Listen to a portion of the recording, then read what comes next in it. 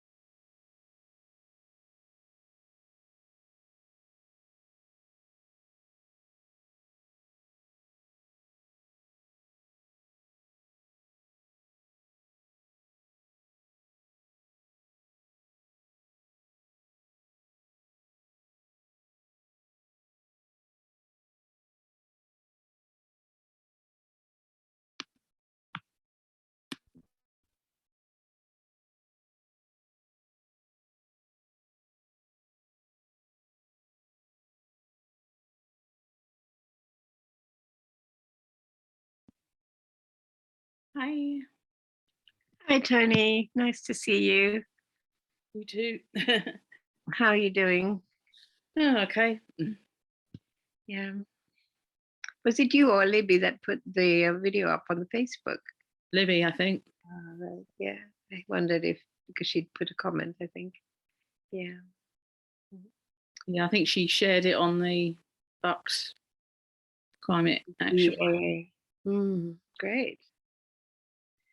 I was just looking at Carol's comment, how shocking it was that the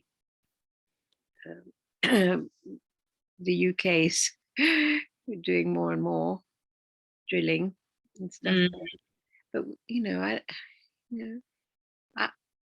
it's a question, isn't it, how to respond? I mean, we all shocked, but then how does that shock convey itself to these wretched politicians?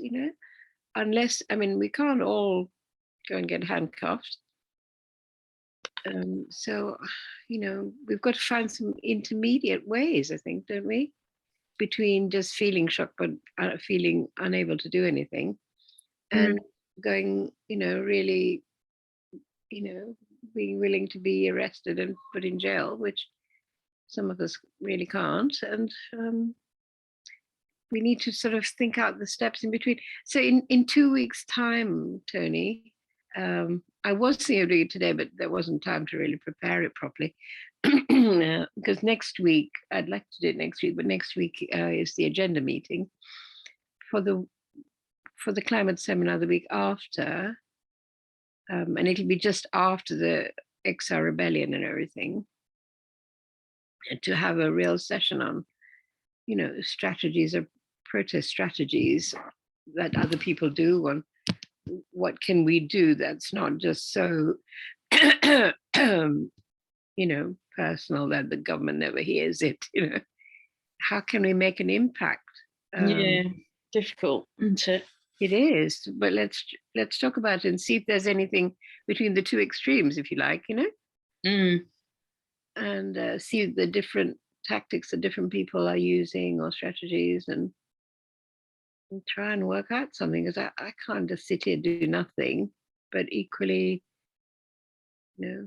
I mean, Peter says the best thing for us is to do media, make media, that gets about, and then people who are, you know, I don't know, younger and fitter or more able to, or who feel that's the thing they can best do, can go out there because they've heard about it. I mean, I sent it to, you know, my friend Marcus, I'm always rabbiting on about the artist. I sent it to his son-in-law, who wrote back and said he's an actor and he's in a play about an activist, and it really helped him understand it, his situation. And could he pass it around as well? I said, yes, of course, you know. Yeah, the more these things go around. That's what I tell people, you know, talk to your family, share things, you know, get the more numbers that get the information out there too, the better. Yeah, but it's like not only the information, we've got to get our objection to what the government is doing out to the government. It's not just us knowing about it and feeling bad and talking to each other, which is great. It's a great start. Obviously, we have to start there, but it's got to hurry before they start drilling everything again. Oh, Hi, Val. Hi. Hello. Hi, Val.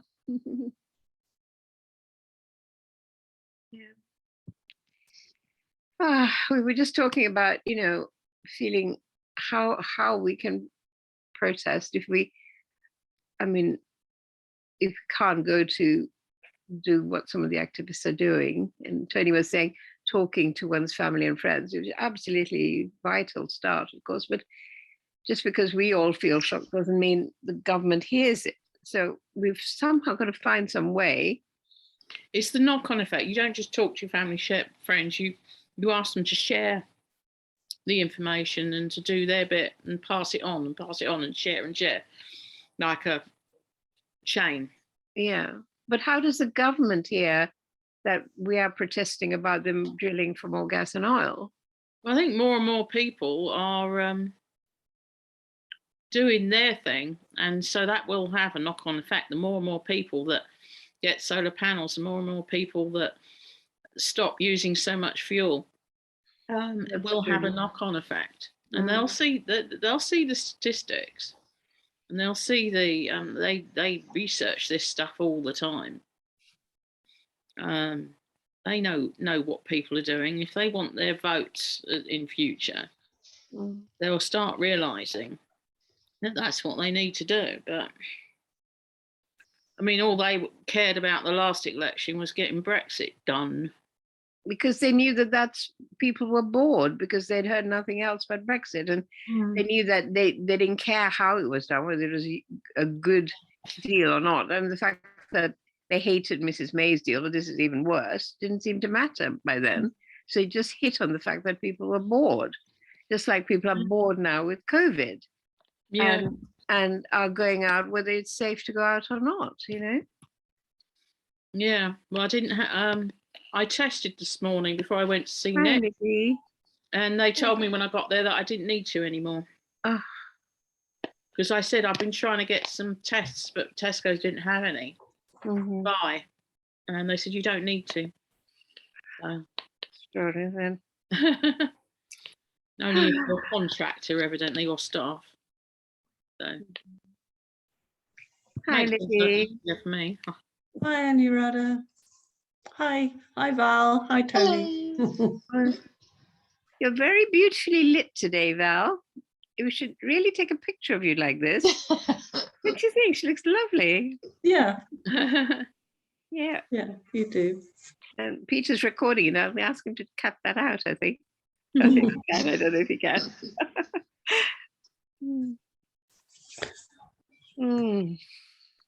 We've had a letter from somebody in our contacts who said, I do appreciate all that you do. The group are making a difference, which is wonderful. I'm sure it does not always seem like it, but a heartfelt thank you from me for all you do. Oh, lovely. Isn't that great? Oh, yeah, that is rather nice. She's also anyone we know. It's a lady I do yoga with on Zoom, and she's also asking us to do something about buses idling. So that's something for our About main what? meeting. Sorry, I missed that. Buses idling Oh, up at the buses. school. She's noticed that Right. they spend a lot of time just churning away with their engines on, not Yeah. going anywhere. True. You ask her to write to the school. Email Hi, them, Carol. give her the Hiya. email address and copy it to the council. Do both, town council and Yeah, I think us as well. I. Well, we can do it too, but it would be better coming from an individual. Yeah, I think so. If you give her all the information with the emails, I will, and then she can just copy and paste everyone. And might that be a nice thing to put in your next newsletter, Libby? A little report on, somebody said this and asked us, and then we did this, and this is Yes. the result, sort of thing. That'd be good, wouldn't it? Be a little bit of That would be a really good idea. Let me just scribble on the letter.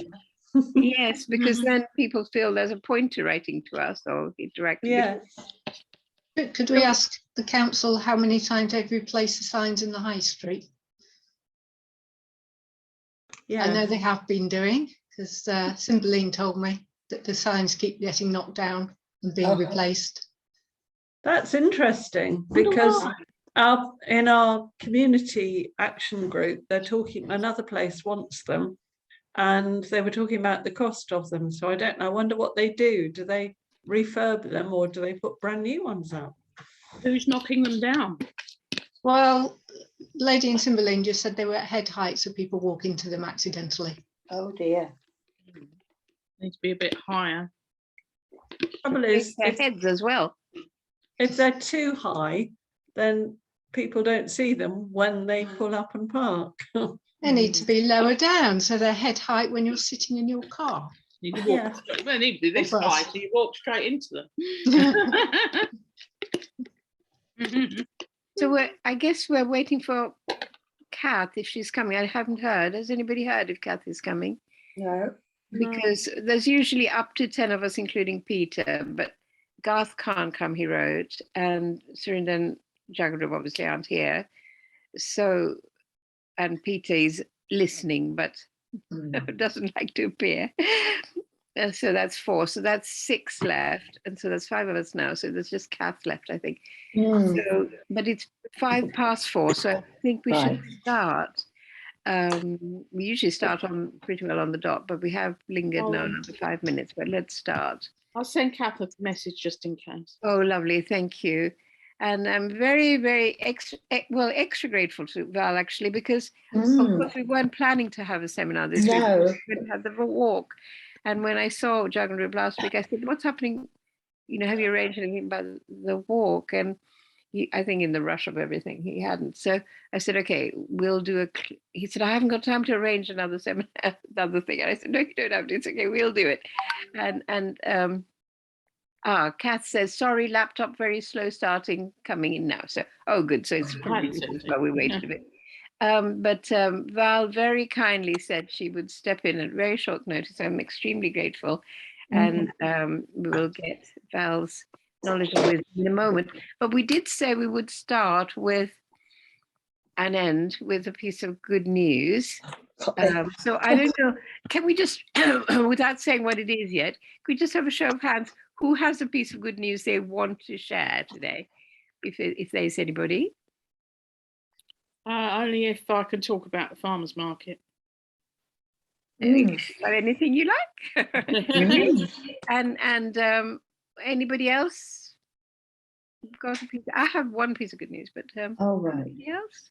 Good. Okay, so would you like to say, Tony, quickly your piece of good news, and then Val can start, and maybe Kath will have joined in by then too, which would be good. Well, I think the farmers market this time we've upped our game. A lot more people. Most of them had heard of us and were following us on Facebook. Right. Great. Secondly, it was amazing how many people this time have actually got solar panels or are waiting to get them, and more people with heat pumps than the last time we spoke to. And if you consider that the last farmers market, I probably spoke to a lot more people. There weren't quite so many this time.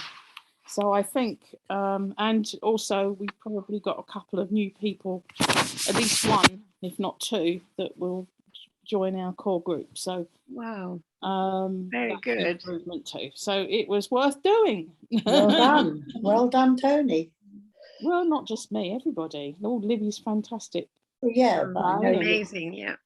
Mm. And the seeds attracted lots of people. I don't know. Yeah, that was just worked nice. really well. How did the sunflower seeds go? They all went. They all Fab. went. Wonderful. Good. And Brilliant. we were Sorry, giving go them away to lots of different people, so not Yeah. just children. No, So no. it was lovely, No. Carol. Are you feeling Yeah. better, Carol, by the way? Oh, yes, yes. I was better by Sunday. Good. Well, by Saturday night, really. Yeah, I just took paracetamol all day and gradually I started to feel better. Good. So I was very grateful for that. Oh, dear. Yeah. So, I think both Garth and Peter also had a reaction. To yeah, the Garth booster. did, didn't he? And Peter Peter. hadn't earlier for the first one at all. It was just the second one. No. So, I had one for the second one. I had a reaction, but not for the first and third. So, but it was a different vaccine again this time. oh, right. Maybe that was why. Okay, so shall we go? For Yeah. okay, well, off you go. Oh. Yeah, well, I've been going to be talking about biomass and biofuels today. So we know what biomass is. It's all plant and animal material. So I'm talking about fuel and energy really, so mainly plant material. So there's quite a range of biomass that can be burnt to generate energy. And it's considered carbon neutral if it comes from a sustainably managed source. This is something that Libby's already talked to us about Drax in particular, and about deforestation, and yeah, particularly wood burning, how it's treated as renewable under the EU and UK, even though we don't think it should be really. Can you say why? Neither of you. I think Libby's talk was about deforestation, and that says it all really. It's a long time to regrow all those trees. Yeah. As well as importing them from other countries. Yeah. Yeah. Would you like to say any more, Libby?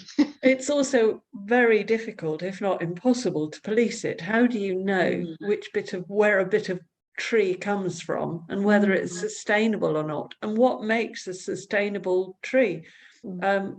So how long does it take to grow a tree? And so it's almost impossible to have a sustainable tree and burn it forever and ever, because it's just not going to happen. Well, that's kind of what I saw in the definition of it. Said sustainable with a small s. Yeah, exactly. No certification, and even if it's certified, we're suspicious. Yeah. So it's greenwashing, really, then.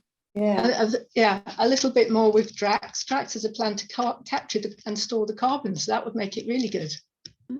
Their fraction of 1%, or yeah. But actually, they also accept that it would take. It's not just the cost, but the amount of land that would be used is challenging. So there is a problem with the amount of land. Anyway, I had a little look. I found a list of power stations, and yeah, Drax may be the biggest, but there's a few other power stations that are burning other types of biomass. There's a couple more. There's Barton and Blackburn Meadows using recycled wood, so that doesn't sound too bad. There's a bit like our energy from waste plant. It's okay if it's waste, as long as you're not producing waste specially. Yeah. So what does it mean, recycled wood? Well, actually, Barton says primarily recycled wood, but it's waste wood, and yeah, we should be reusing it rather than burning. It's like the builders when they get a skip, and they get a skip for recycling stuff, and into that will go bricks that can be reused and wood that can be reused as well. But if it's well as other reused, that's different from just burnt. And then Burning it, I yeah. suspect that's where their recycled wood comes from, that sort of thing. Exactly. If you're calling it recycled wood. So You can they're not take it. recycling, they're just burning it, aren't they? You Yeah. can take it to the recycling centre, Mm. put it in the wood thing, an old door or whatever. But it should, you see, they should be used as doors and timbers for other things, Yep. rather if than. they're too small, couldn't they pulp it and make paper or No. something? Wow. But I confess I used to get offcuts from a furniture factory in Wickham for my fire at home. Well, they were trying to get rid of them, so I was having free firewood. So yeah. Firewood. Yeah. But maybe it's slightly better to turn it into power. Yeah. Than nothing. Yeah. Well, it is being reused, not recycled, but reused. Yeah. I've still got lots of the pieces. alternative, which is that, a tree is being planted, or a perfectly good tree is being cut down for it. I suppose it's better than that, but doesn't make it okay. It just makes it less bad. And there's a lot to be said for leaving wood to rot so that it's got so insects can and the place for animals, so regeneration, so we don't have to have tidy woods with no heaps of wood there. We need those heaps. They serve a good purpose, don't they? Yes. You've got heaps of wood in your garden, well, sort of branches and bits, haven't you, in your garden, Val? I have quite a lot. Got a yes. wood pile. I've got a wood pile too. Wood piles, twig piles. Yeah. So we've got seed head piles, all sorts of habitat piles, I call them. Yeah. Good. Yes, we've got one at the back surrounded by a bit of nettle, and I quite like that too. Yeah. No, it's a very good resource for wildlife, and we shouldn't be taking it all and saying, oh, we'll burn that. Yeah. We had a tree that was keeling over so much, it was worse than the Tower of Pisa and was about to fall on people and kill them. So we had that cut down, and Jargonroo saw it the other day and wanted it for growing mushrooms. I had no idea that logs were used for growing mushrooms, but so he came over on Saturday or Sunday. Actually, Anurada, have you got any of it that's branches about make that round? I haven't looked that closely, but possibly. Because Hannah, Paul's girlfriend, she cuts slices and she oil paints pictures on them. Oh, right. Yeah. So she's got a stock, but she will run out at some point. Yeah. Well, I think there's one or two other trees which are leaning precariously over where Phil lives. He's not keen on them falling on his house and crushing it. So, we'll, even if there aren't any left on this one, then, we'll look out for that and let you know. Thank you. Yeah, okay. Sorry about that. Okay, so there are other things that are using, other biomass that's used in power stations. Yeah. So there's poultry litter. Set for power station runs on poultry litter. Poultry litter. So, yeah, the wood chips, straw, and poultry droppings. So I think that's actually, that kind of litter is actually relatively dry, but you'd think it'd be better used directly as fertilizer. But I guess we've got too many chickens and too much. Pass on diseases if you're not. Well, if you're going to burn it, so actually, wouldn't it be better to burn human? Not as dry, I don't think. Yeah, I thought I was a bit surprised that there'd be enough to actually run the whole power station. This is a surprise, but they do make fertilizer from the ash. Oh, right. Oh, well, that sounds better, she says, hopefully. I mean, I kind of wish there weren't quite so many chickens, that we had all this waste. Battery, isn't it? Yeah. Just in that right number of chickens for the right amount of manure for old-fashioned farming, if you like. And isn't this what poor people do in poor countries? I mean, developing countries. Yeah. they just recycle Reuse, like yeah, that? I'm sure they do. Proper recycling rather than power generation. Yeah. Mm. I mean, it's all very well and good that it's renewable power, but I kind of feel it's not what the primary use should be, and it feels like evidence that there's too much of it. Yeah. Yeah. Good point. Very good It's point. what Anurada said a while ago. We should treasure things that we throw away or burn, and value. We should value things like offcuts of wood. We should value plastic bags. We should value and not throw away. Mm. And it's placing a value on it rather than, oh, we can just burn it. I What- don't what remember they're trying to saying it, put but I'm the- glad I did. If I did, you probably said it, Libby, and kind of gave the No, credit. it was you. No, you definitely said it. So while we're on that type of waste, there's straw as well. The power stations that burn straw. Now, I do remember living next to a wheat field or a cornfield, whatever, that had stubble burning when they were allowed to do stubble burning. So it does feel a step up from that, I have to say. And Yeah. the corn growing areas where they produce the straw, essentially, are not the same areas where they grow the animals that would love to have that as bedding. Or we have pig production systems that don't need straw. So again, I know that they've been growing with shorter straw, so there isn't as much straw to waste. But it kind of blew my mind a bit that there's enough straw to make a power station. Yeah. As opposed to just local power. Yes, and also straw isn't very energy dense. I mean, there's quite a lot of holes in it. So you need an awful lot of straw, an awful lot to get heat, any worthwhile heat out of it. So it's not a very good use because you need acres and acres of straw to produce heat. Did you say it was better to corn, though? make like straw But bale what's that? Say housing? corn meaning And dearly. wheat, oats, barley. Only corn, maize type corn would be. But there is going to be. I'm going to come on to the maize as well because Yeah. no, you and I have been in Michigan and we think of corn as corn on the cob, definitely. But yeah, when I worked on the farm, I had to be re-educated into it, meaning oats and barley and wheat and rye. So An yeah, so all-purpose straw. name for grains.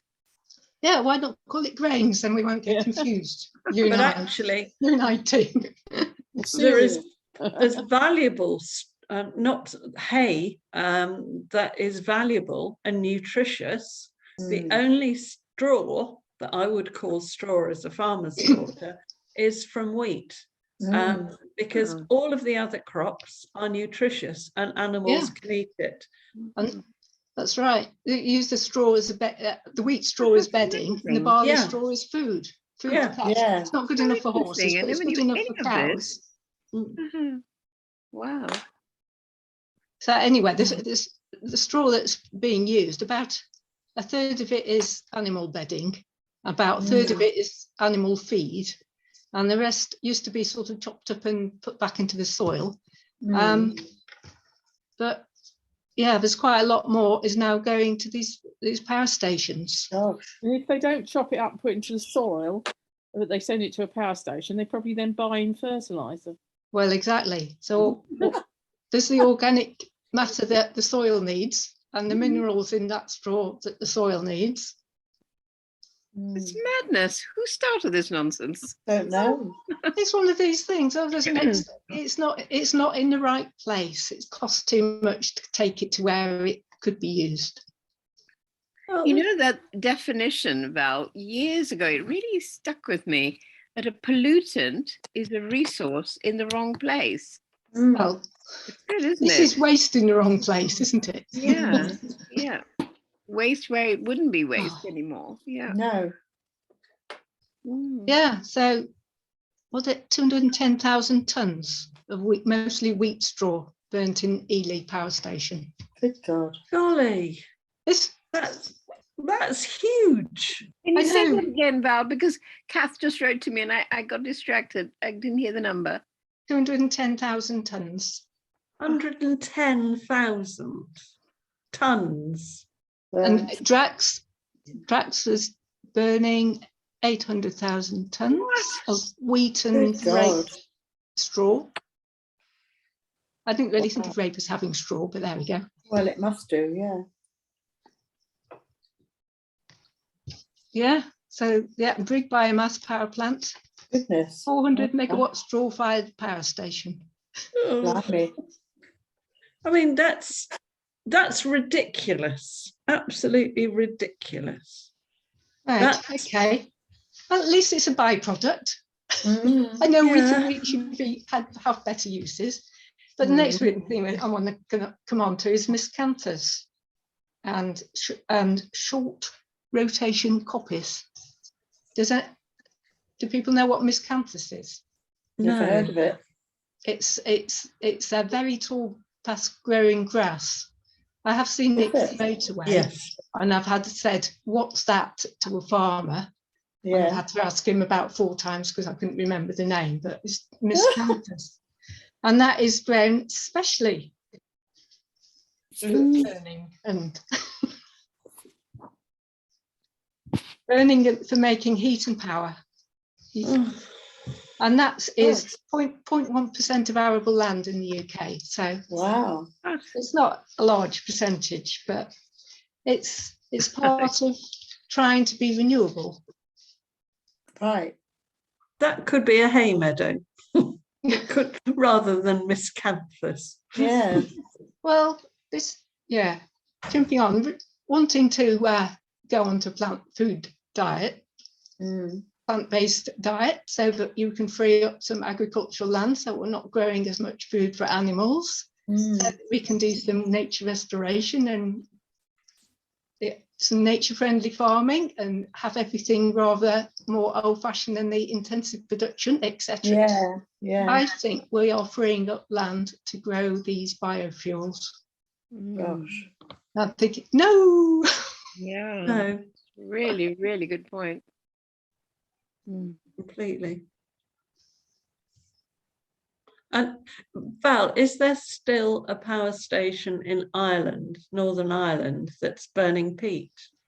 Oh, I didn't look up peat. There better not be. No. I think there is. Not as it, I think, yeah, the island's got a bigger peat digging up problem than the rest of us. In fact, we Yeah. import a lot of their peat. They're not going to stop digging it up. Let's do a whole thing on peat again sometime. Remember, we did a bit. Yeah. Well, Val did a bit. In fact, Oh, I did. way back when we did that January meeting here. But there's just more and more stuff coming out. It'd be really good to get a real handle on it, wouldn't it? Because peat is just such amazing stuff, and we're just wasting it. I think we do need an update on that because things are changing because they're having yet another attempt to ban it. Yeah. Well, And they're having a consultation to decide what to do, aren't they? Well, Oh, no, another- there was a 30-year phase out that they didn't manage.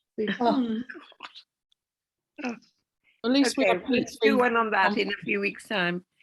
At least we had peat-free compost on Saturday, didn't we? That was one made from clover, and the other two was sugar beet. The remnants of sugar beet, I think. That's good.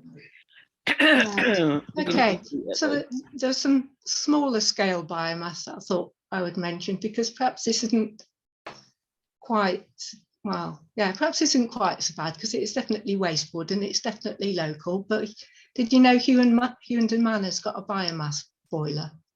Hewenden Manor. Oh, Yeah. wow. So they produce by hot water. They heat all our hot water and do their central heating for the whole property using this I wonder biomass if the National Trust are going over for those things. They probably are.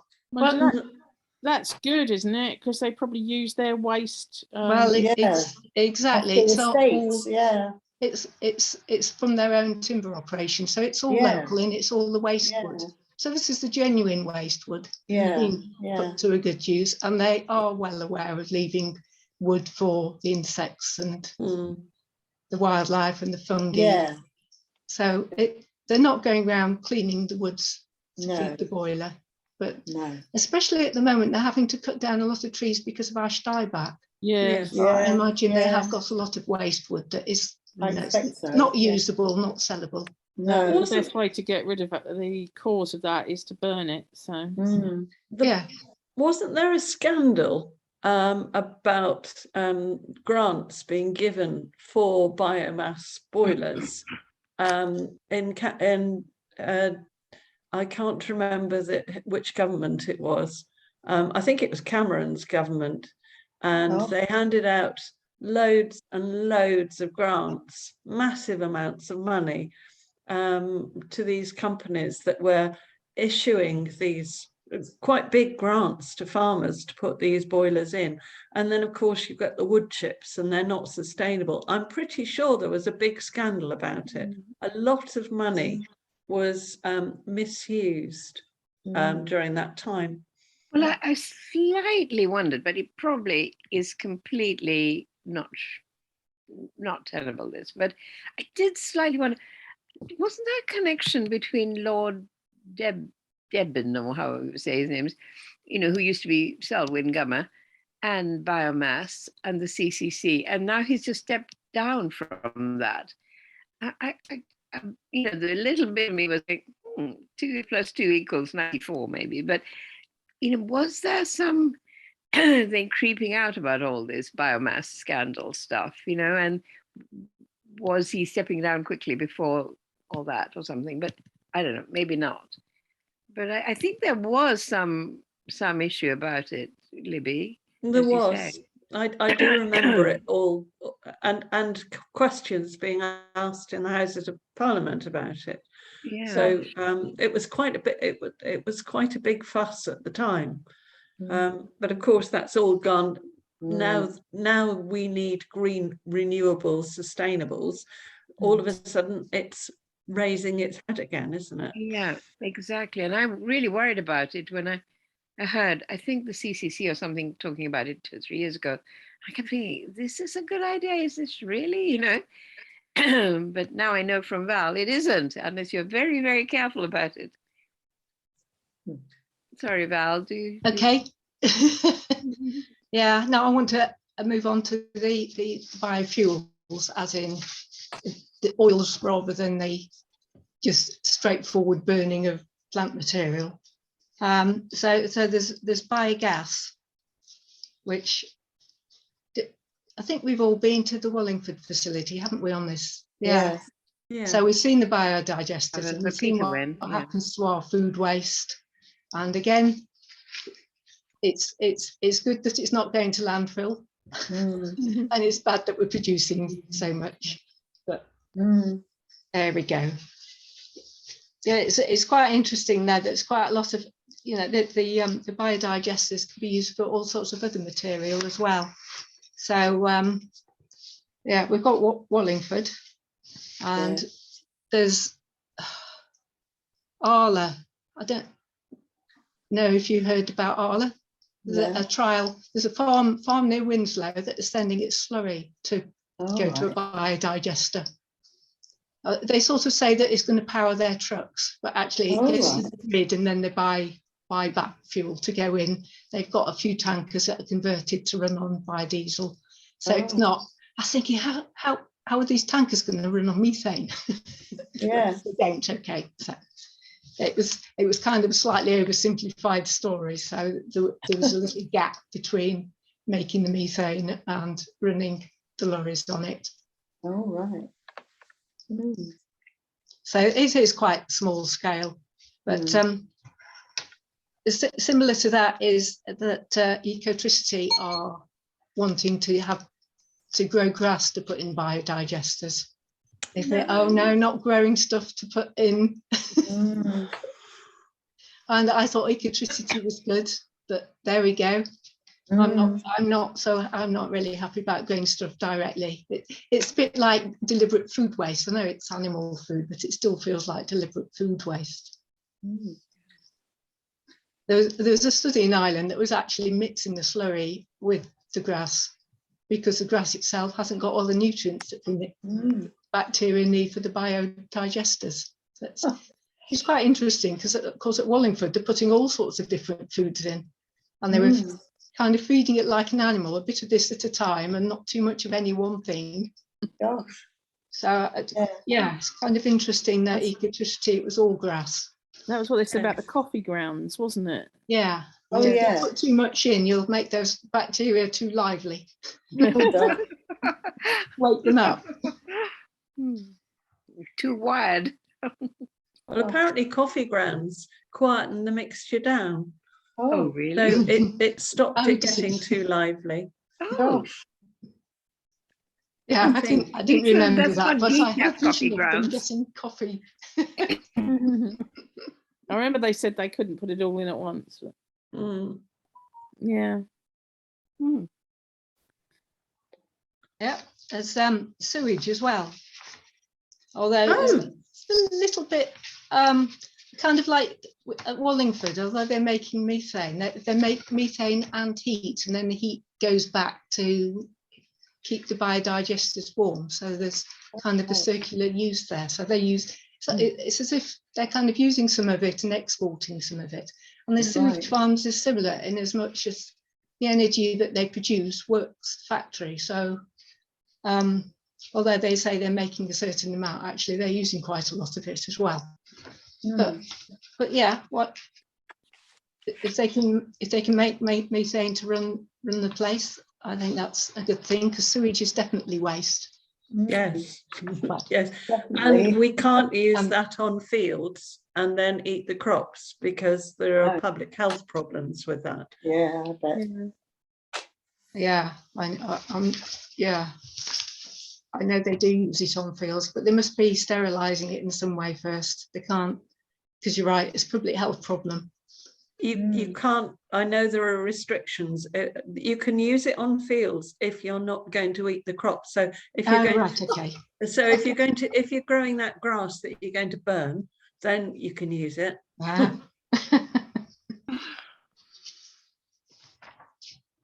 Right, then there's maize.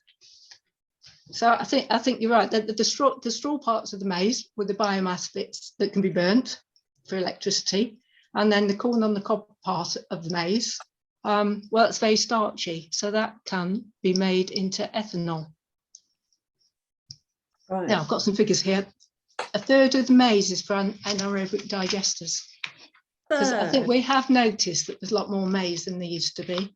I thought it was because they'd started keeping cows indoors and that's what they were feeding the cows, which probably is that as well. But a lot of it's for anaerobic digesters. And apparently the maize silage is one of the best feedstocks for biogas. Gosh. And if you walk through a field of maize, has anyone walked through? Yes. The only thing growing in a field of maize is the maize. There is nothing else. No. It's complete monoculture. There's a massive problem with the erosion of soil. Yeah. There's a lot of guidelines of how to stop that, but that's just because it is a problem. It's a big problem. And yes, no, I've come across missing footpaths, and it's a nightmare to find your way out of the field at the other side. So you've had to walk through the down the tram lines. You can't follow the footpath. You have to go where the corn goes, in between two rows. Yes. And I think I used to pull my data on the GPS trying to find my way out at the other side because the path had gone. So all this stuff is being grown in order to either create artificial waste, in effect, to feed, machines for making heat and calling it renewable. But if it's using up perfectly things and land that should have been used for other things, how is this really renewable? And who is doing this, and why? Why are they getting away with it? And but I think, theoretically it is renewable. Well, it is renewable, but it's not scalable at all, is it? Because we haven't got enough land. and there's better uses of land, and What I mean, it's not really, because not it's using up really. land. Yeah, Might be renewable, but it doesn't allow you to grow trees to draw down the carbon, put it that way. No, There's no. other uses of land besides growing maize for biodigesters. yeah. I was thinking, it's like if you think of renewability in the whole cycle, then if you used up the land, then you've stopped the renewability, haven't you? In a sense, you stop the sustainability because you've used the land, which should have been used for better purposes, for a low-level purpose, if you like. So, but I mean, whose brilliant idea is it to do this rather than Any excuse rather than do the It's- sensible, isn't it? Well, I all think of it- these encourage grants, don't they? So I think these, Probably. but the Yeah, I grants think have it's a been given by desperation to do- someone in order to do something. So why are they giving it? So I think there's a madness to me. desperation to say we're using renewable fuels, Yeah. renewable okay. electricity, biogas. yeah, aren't they? Yeah, so they're talking about sustainable plane fuel. Oh, yeah. I'll come on to that. Oh, Oh, I'm going to okay. be taking quite a while, aren't I? no, but it's dire, Yeah, isn't it? it's Before you okay, move on to that. What The next about, thing I was going to come on to was the bioethanol. Okay. Is that- Bioethanol. have you So- got recycled vegetable oil anywhere in this? Yeah, that's Oh, good, coming. I'll leave that then. Okay. Go. Okay, Well, you've got lots of this stuff feels to quite do. a big one because last year, if you've got a petrol car like I have, then you will have noticed that the petrol's changed from E5 to E10. Oh, yeah. So what is E5 and what is E10? Never heard of it. E5 is 5% ethanol. E10 is 10% ethanol. Oh, yeah. So we're now running on 10% biofuel on our petrol cars. Oh, wow. Well, actually, it's up to rather than Up to. actually 10. So where does that come from? Yeah. It's made from crops such as wheat and maize. So corn, wheat, sugars, sugars, yeah.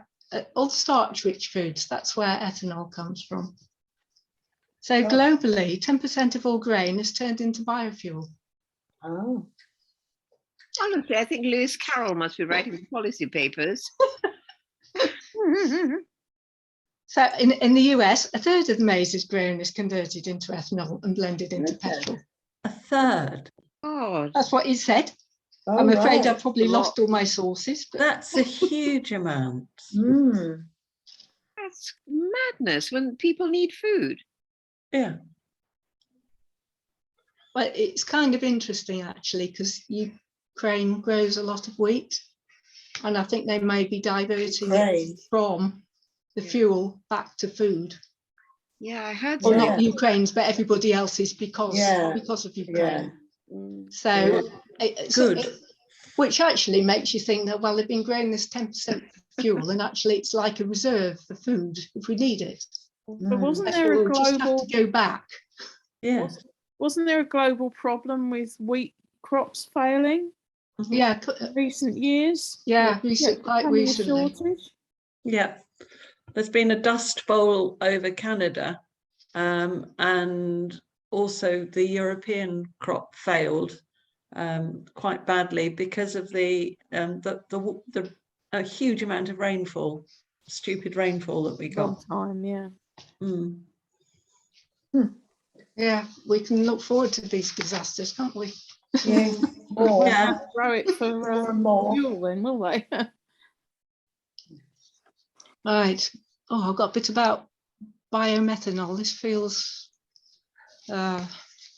newish. This is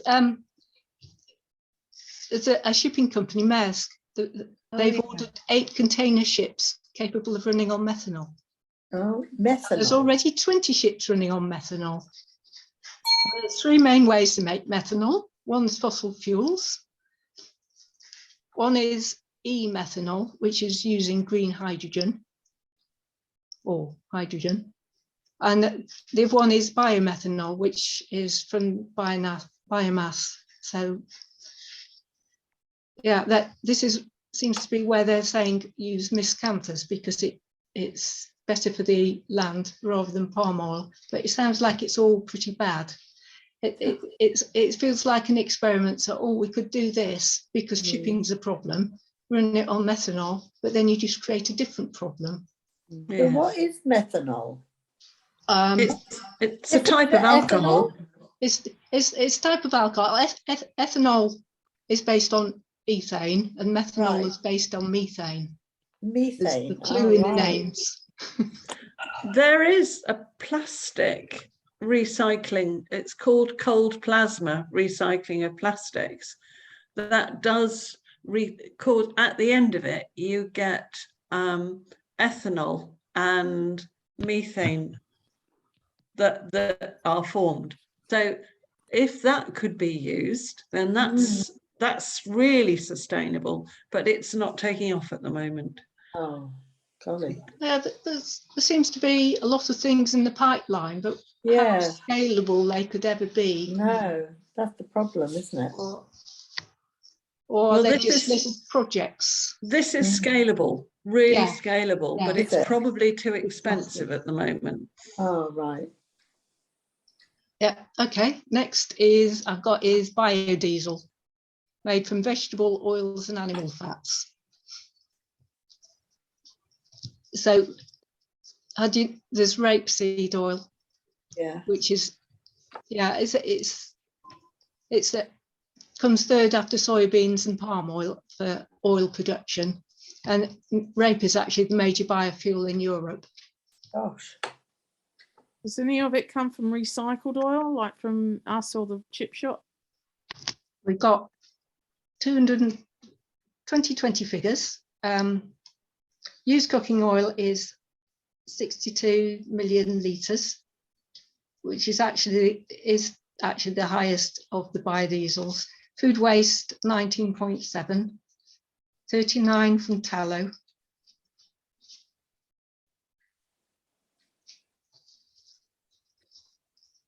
I think I got from Libby's talk that more than 50% of palm oil coming into Europe is for biofuel. God. But the EU is just wanting to reduce that, and it should reach zero by 2030.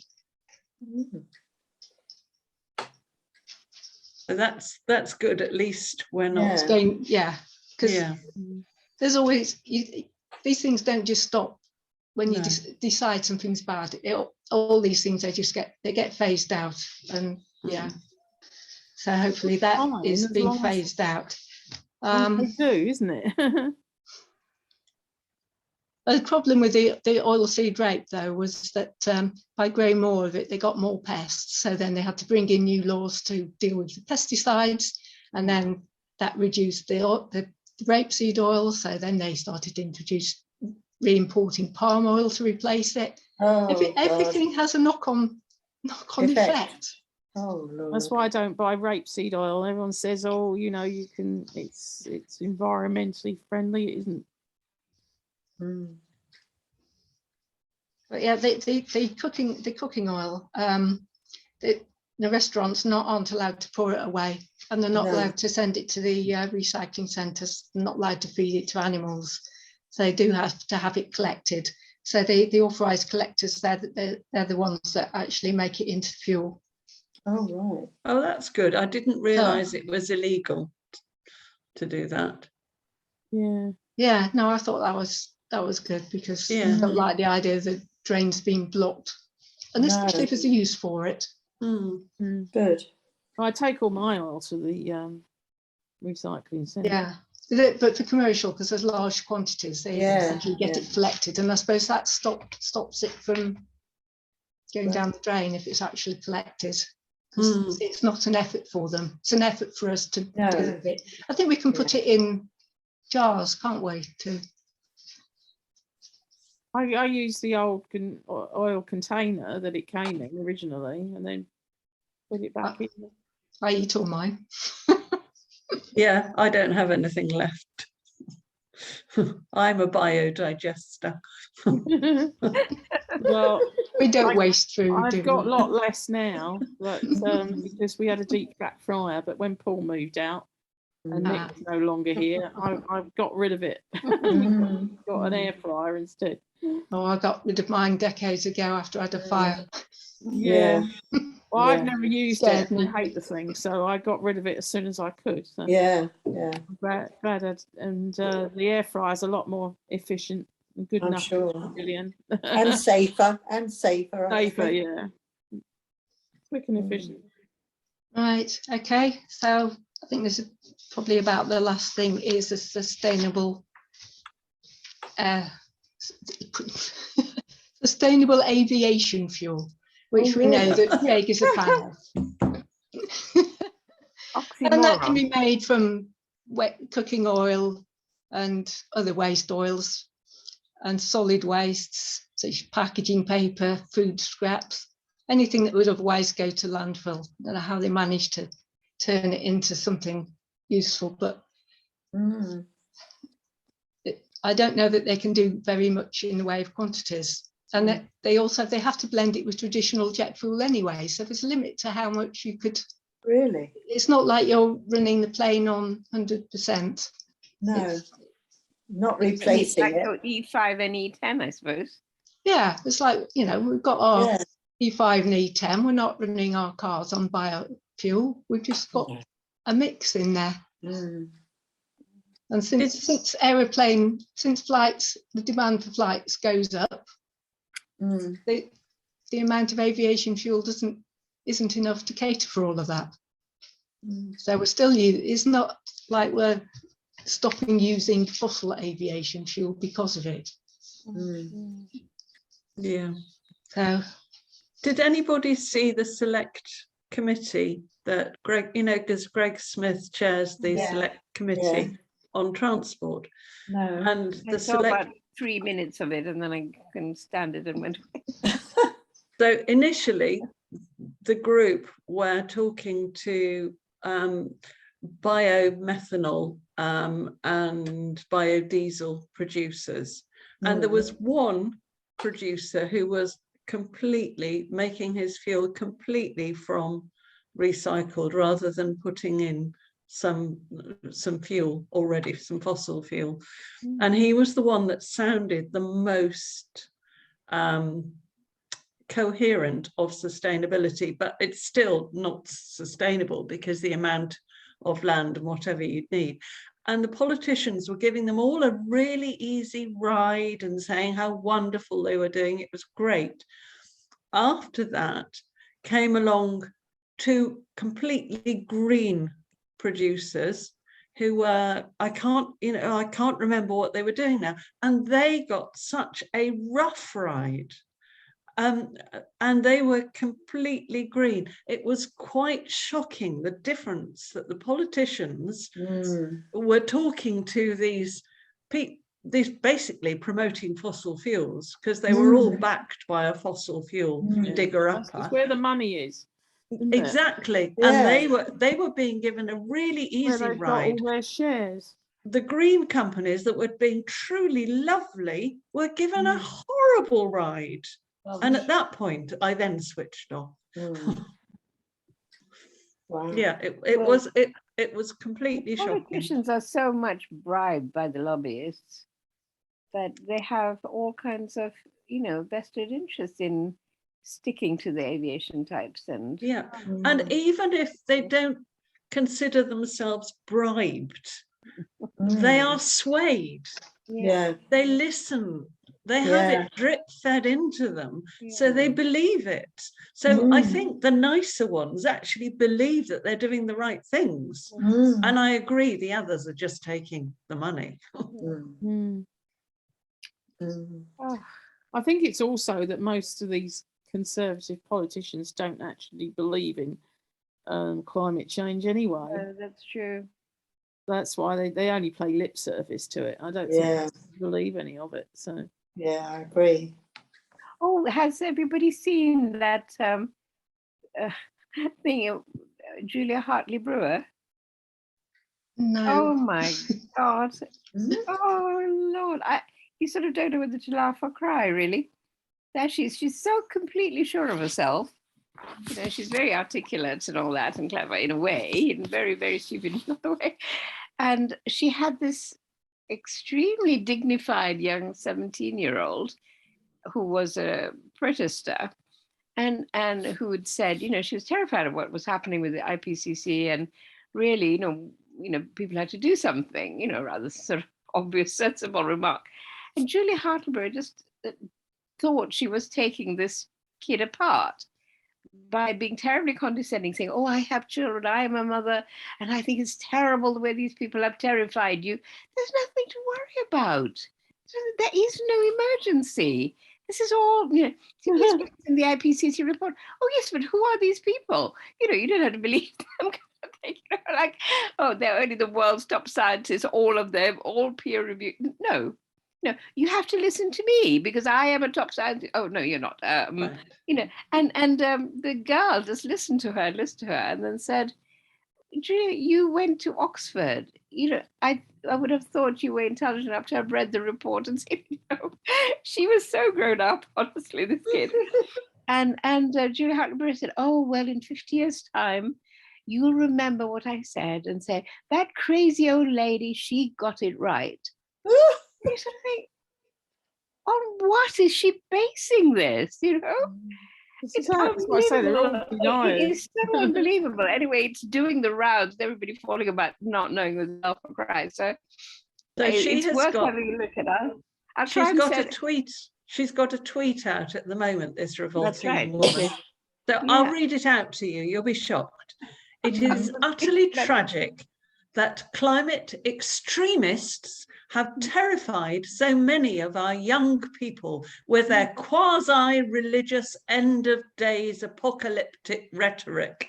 They should be ashamed of themselves. This is brainwashing, plain and simple. Oh my God, that woman is so thick. But because so many people listen to her. I mean, when that tweet started going around in my tweet stream, where most people are kind of, you know, going, oh, truth, you know, but then it was on Donahad's tweet stream, and his tweet stream people aren't so nice always. And I look, and honestly, one lot I went down, 95% of the people were on her side and saying, oh, this kid, you know, when is mommy going to come and collect her? You know, and what, you know, she should get a job, you know, what is all this? And they were so jeering at this poor kid who was in tears, you know, and saying, you come on our show, we'll see you all right, Julia, you know, kind of thing. You know, Yeah. I just could not believe that nothing has gone in. No, But it wasn't like half and half. It was like 95%, you know? but what Who is is she? lovely, she's a politician. So She's a journalist. I've never heard her political name. political journalist. Oh, God. So Ben Goldsmith, who's Yeah. conservative, but Yes, he's on I've the heard of greener him. side. He has responded to her really All right. well. The problem is overwhelmingly the science points to an apocalyptic outcome if we don't stop pumping billions of tons of pollution into the atmosphere each year. The activists are right to be active on this. We good. be. Wow, that is a comfort. Well, I shall take that as a piece of good news then, because it follows on. Well, my little piece of good news, which you all know already, so it's not worth saying. So that was really helpful, Libby. Thank you. So Val, did you have other things you wanted to say, or? No, that's all. I'd picked up a Amazing. little bit of what the IPCC said. I won't remember it, but I shall look at the recording again. But I know you all know a lot about it, and I don't. But it was really interesting, and really showed how, you know, a lot of these things would come up in articles saying, oh, well, this is good because it's come from waste. And now I will know to think, hang on a minute, what kind of waste is it? Is it kind of artificially confected waste?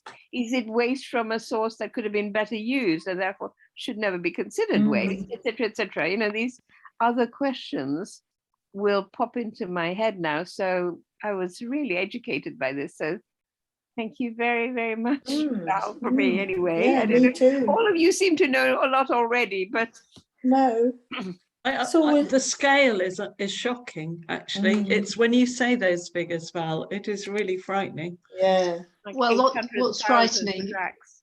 what's frightening is it feels like it's at the beginning of making more and more of this because it's green and that's what we need to do. But Yeah. actually the IPCC report has a lot of warnings of land use, Yes. land use, land use, and Yeah. that's exactly how it has to It be is. with. yeah. This can't just replace a Mm. lot of agriculture or Yeah. food agriculture. Yeah. Even if we all go on to plant-based diets, there's still not going to be land to make all our fuel from biological materials. All very well using genuine waste, but it shouldn't be growing it to use it. Yes, exactly. Mm. Well, that's so brilliant, Val. Thank you so much. And as I say, also for racing to get all this put together at short notice. So thank you very much. Yeah, So- thank you. So my Yeah. only bit of good news is the thing I'm sure you all know, which is that Gutierrez actually said it's the governments and the corporations who are the culprits and not the activists who are doing their best, to point out what's going on. So it was really good. And Val, when you suggested that Peter put that bit on the end of the video, he said yes, and so he's going to do that now. So I'll resend it with that bit of Gutierrez stuck on the end. I mean, I did actually say at one point, can you swap it out for one of the other pieces? And he said no, because it was all so sort of, chained in, kind of linked in. It would spoil the argument. But I didn't suggest what you suggested, which is, well, just bug it on the end then, which he can do. So he's going to do that now. So thank you for that excellent suggestion. And so I don't know, he's got meetings all evening, but maybe tomorrow morning or in the night he'll do that, and then I'll resend it to him. And thank you very much for putting it on Facebook. I had no idea you were going to do that, so thank you. And I saw that you had some shares with from people, and Good. so it's good that people are Yes. know that we're not idiots really when we try to say these things. No, exactly. Or wicked, or what evangelist, whatever. Pseudo religious evangelism. Yeah. No, we would just like our children and our grandchildren to have a planet to live on. Yeah. We'd And other like not people. to be doing this, really, wouldn't we? Yeah, think of better Exactly. things to do. Exactly, fun things as opposed to desperate things. Then I wouldn't have these wonderful friends if it wasn't for No. we come together for something else, don't you? Yeah. Yeah. Well, it's 5 o'clock on the dot. Lovely. So thank you all very, very much. Peter will be chewing this up now to make the recording. And then Right. immediately after that, going on for another Zoom with Vlad, who was techie in Glasgow, who's a Ukrainian, whose family actually lives in Luhansk, which was the first area which was invaded. But I was kind of worrying about that. And he said, no, it's actually better because they've been invaded. So they're not being bombed and taken apart because as far as Russians concerned, they've done they've that got bit. it. Yeah. Yeah. Oh, lovely. I don't know if you know that Hugh from the repair barn, him and his wife are taking in some Ukrainian refugees. They've applied to have, I think, 2 families. The footage during the whole 10-day rebellion. And Peter's going to be one of the main people editing all the footage. So he's going to be flat out for the next week and a half or something doing that. So, and, I'll be helping shape some of the editing and stuff. So we'll be busy. But, and one last piece of good news is that I had a really lovely letter yesterday from Sue Martin Downhill. You know her? She's somebody in Tame. Boy, is she a mover and a shaker. She just exudes energy and go for itness, and she gets so frustrated with Tame Council and Tame Green Living and stuff. So she just goes, oh, forget about that. Let's just do it. And she charges off and does things. And I told she came to the saw the Secret Cinema and stuff, and she's completely sort of enthused about it. So she's going to bring various people. And I said, don't bring anybody until after Easter because we're going to be too busy. But I'm going to come and bring the researchers from Tame Cop and also some other people and try to get them all thinking about how it could be used. So we'll see what comes of it all and how we can develop it, and how some of those people, maybe they will also become members, because I don't see that Canal should just be stuck to Risborough. I think Canal should be like a catalyst for this whole area. Good So thinking. and then we'll get people who are active all kinds of places, and they can take the ideas and do it in their locality, but somehow we need to work together, don't we, more? So we'll see what happens anyway. Yeah. So there is hope. There is hope for change. Yeah. I thought of a bit of good news. I thought of a bit of good news. Oh, lovely, Carol. Say. Well, I don't know, but it's a national organisation, WI. Their last magazine that came out that goes to every member in every WI group was all about climate change. Their last magazine. Wonderful. Climate change crisis issue, which I thought was brilliant. Great. Because that is spreading the word, isn't it? Yeah, It's a big organisation. That is really good. Yeah, I very thought good. so. I was quite impressed by it. Well, it'd be lovely to see the magazine. Well, I've got it. So, and Tony should. I don't know if Tony's got one yet, but I definitely got one. I haven't got one. Probably. No. Yeah. Okay. Well, let's have a look at it when we can. So next week is the meeting, the agenda meeting. Yeah. But Surendra and Jagarup aren't expected back till late on Tuesday night, so I hope they can get it together. But but the week after, I was proposing that we really look at all the activist strategies and which ones worked or seem to work or not, or and in the light of the IPCC report, what things are really moving things and not, and get some sense of what we also can do, because we may not want to be able to do some of the things like Tony and I were saying, do some of the things like get arrested and put in prison, but we may want to do something more than, more at scale somehow, or something that actually impacts the politicians and the government more, as well, because they're the ones who are making such a mess, and we've got to somehow get it across to them. And I just don't think my writing to my MP makes the slightest difference. No, not much.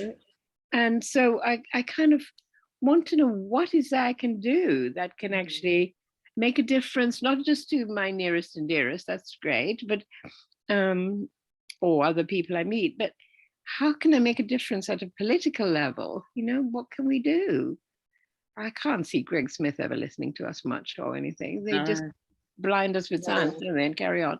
So what is it in this middle ground, between going to jail like Sue Parfit or signing a petition? And what can we do? So that's my question for 2 weeks from now. So if anybody comes across any answers or thoughts, please collect it all, and we'll have a good chat, and maybe we'll have a meeting in person so we can really share it. I don't know. We'll see. Okay, so thank you, everybody, and see you next Wednesday, if not before. Bye, and thank you again, Val. Yeah, Bye. thanks, Val. Well done. Bye. Bye. Bye.